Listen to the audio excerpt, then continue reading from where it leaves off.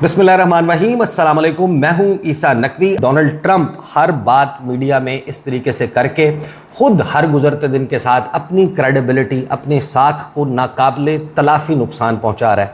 आगे मैं आपको लास्ट एक क्लिप सुनवा दूं कि जिसमें डोनाल्ड ट्रंप ने कहा कि अब मैं वो करूंगा जो मुझे दुरुस्त लगता है कि मुझे करना है, और उसमें जाहिर है कि इशारा यही है कि वो हमले की बात कर रहा है, वो ईरान के न्यूक्लियर प्रोग्राम को मलियामेट करने की बात कर रहा है। क्या कहा ये जरा सुनें। They're afraid to make a deal. They don't know how to make a deal. They've never been put in this position before. So you're going to hold out until they do. Well, I'm going to do what's right. I have to do what's right. But the strait should be open, right? It should be open. Look, see, to stop the strait is very easy. All they have to do is say, we dropped a mine in the strait someplace. You know, so you're at a little disadvantage, but that's okay. The strait will be open. They will not have a nuclear weapon, and the world will go on, and you will see gasoline prices drop, energy prices generally drop like nobody. Don't forget, they have a lot of boats that are loaded up with oil that are going to bring the oil out as soon as this is over, and I think it's going to end fast. They've been holding up the world for many, many years with the strait. You know, they've used this many, many times. They said, we'll close the strait. They've closed it in the past. They use it as a weapon. They're not using it as a weapon with me. And what they did, and actually what President Xi said last night, sort of smiling about it, he said, well, they closed the strait and then you close them. But you think they're going to capitulate sometimes? Yeah, sure. Okay. I have no doubt.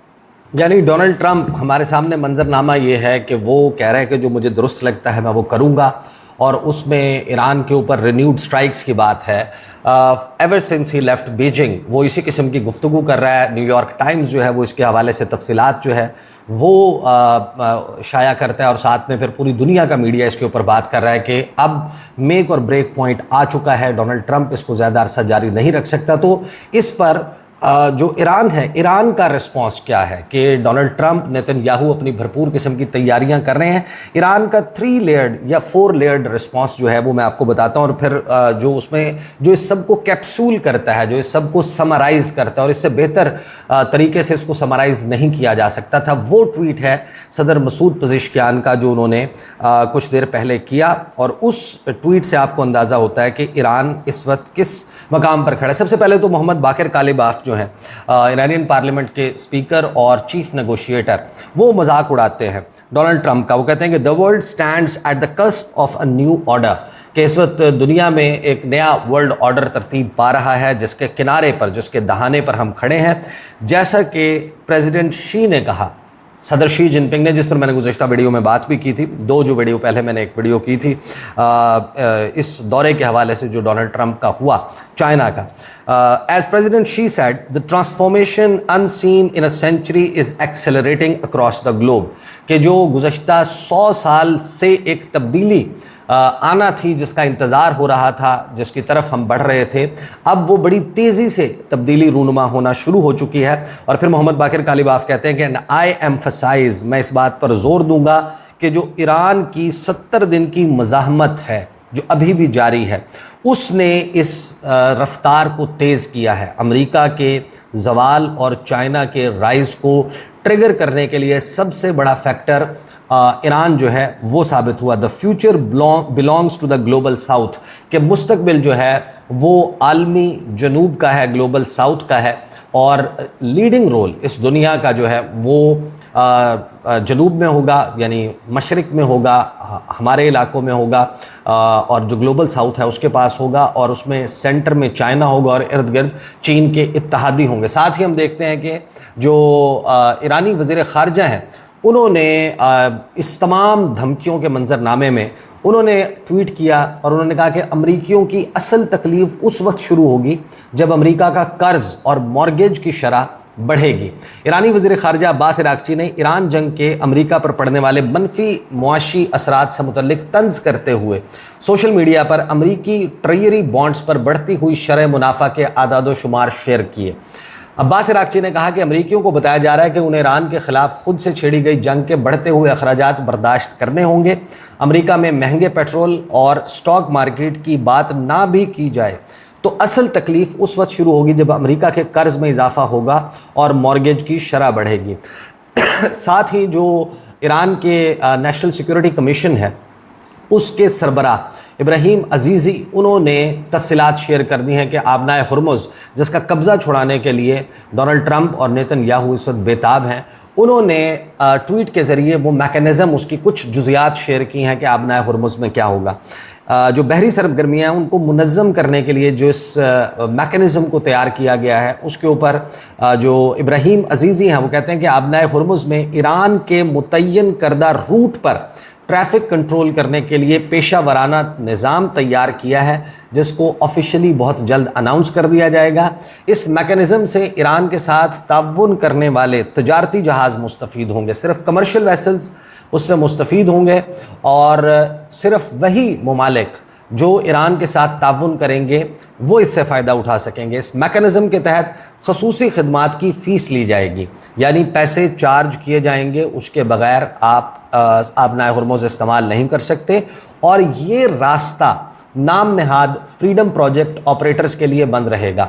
یعنی جو project freedom launch کیا گیا تھا امریکہ کی طرف سے، اسی کے حوالے سے اب ریزمپشن کی بات ہو رہی ہے کہ اس پریٹیکسٹ میں آبنائے ہرمز کو زور زبردستی سے کھلوانے کے لیے آپریشن کا آغاز کیا جائے گا، اور پھر وہ ایک بڑی جنگ میں کنورٹ ہونا اس کا یقینی ہو جائے گا۔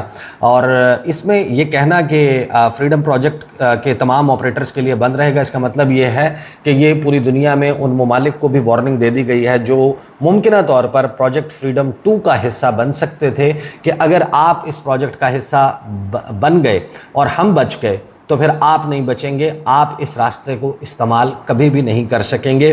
لہٰذا ایک بفر جو ہے وہ کریٹ کیا ہے۔ اب ایسے وقت میں آخر جواب ہو تو کیسا ہو؟ تو ایران کے صدر مسعود پزشکیان اس درخت کی تصویر کو پوسٹ کرتے ہیں اور ساتھ میں ایک چھوٹی سی تحریر لکھتے ہیں، 2 جملے لکھتے ہیں۔ وہ لکھتے ہیں کہ Asia's oldest living organism the ancient Abarkuh cypress tree at least 4500 years old is rooted in land that was already known as Iran at that time۔ کہ یہ جو تصویر میں پوسٹ کر رہا ہوں، انہوں نے کہا کہ یہ ایشیا کے سب سے بزرگ، سب سے اولڈ، سب سے پرانے لیونگ آرگنزم کی ہے، جو اینشنٹ، جو یہ تاریخی درخت ہے جس کو سروے ابرکوہ کہا جاتا ہے، اس کی تاریخ اتنی پرانی ہے، یہ 4500 سال پہلے یہ اگا تھا۔ یہ درخت جو ہے وہ اس زمین سے پھوٹنا شروع ہوا تھا، لیکن حیران کن بات یہ ہے کہ یہ درخت جس وقت اگا اس وقت بھی اس علاقے کا نام یزد میں موجود ہے۔ یہ ایران کے صوبہ یزد میں اس علاقے کو اس وقت بھی ایران کے نام سے پہچانا جاتا تھا۔ تو انہوں نے بیسیکلی یہ پیغام دیا ہے ڈونلڈ ٹرمپ کو کہ وہ جو سویلائزیشن کے خاتمے کی بات کر رہا ہے، وہ جو یہ کہہ رہا ہے کہ میں پوری ایک تہذیب کا نام و نشان مٹا دوں گا، ایران کے بارڈرز ری ڈرا ہوں گے، ایران کو پتھر کے دور میں واپس بھیج دیا جائے گا، ایران جو ہے اس کے تمام رابطہ پل، اس کے پاور پلانٹس، اس کا سویلین انفراسٹرکچر تباہ کر دیا جائے گا، اس کی لیڈرشپ جو ہے اس کا قتل عام کیا جائے گا، اس کے عوام کے اوپر بم برسائے جائیں گے، بھرپور قسم کا حملہ کیا جائے گا۔ تو اس کے جواب میں ایران کے صدر نے ایک ہی پیغام دیا ہے کہ ایران اتنی پرانی تہذیب ہے کہ اس کو مٹانے کا خواب دیکھنے والے آئے اور اس دنیا سے چلے گئے۔ اس قسم کے پیغامات پہلے بھی دیے گئے تھے، لیکن ایک درخت کی تصویر پوسٹ کرنا ان تمام دھمکیوں کے جواب میں، اور یہ بتانا کہ یہ 4500 سال پرانا درخت ہے، 4500 years old tree، اور پھر یہ بتانا کہ یہ درخت جس وقت اس دنیا میں اگا، اس خطہ زمین پر اس نے جو ہے وہ نشو و نما کی، اس وقت بھی ایران موجود تھا، آج بھی ایران کے نام سے موجود ہے، لہٰذا آپ ایران کو نہیں مٹا سکتے۔ یہ ہے جی ہمارے سامنے منظرنامہ کہ رینیوڈ تھریٹس آنا شروع ہو چکے ہیں، اور اگر پاکستان کا یہ جو ایفرٹ ہے، محسن نقوی کا یہ دورہ ہے، اس دورے کے بعد کوئی مثبت پیش رفت نہیں ہوتی، معاملہ جو ہے وہ کسی ڈیل کی طرف نہیں بڑھتا، تو پھر جس طریقے سے بدگلی میں امریکہ پہنچ چکا ہے، اس کا مطلب یہی ہے کہ بہت جلد آپ یہ دیکھیں گے کہ جنگ کا سلسلہ دوبارہ شروع ہو جائے گا، اور اگر اب جنگ دوبارہ چھڑتی ہے تو وہ یقیناً بہت خوفناک، بہت بھیانک اور بہت خطرناک ہوگی۔ These are the details. اگلی ویڈیو میں ملاقات ہوگی، اجازت دیجیے، اللہ حافظ۔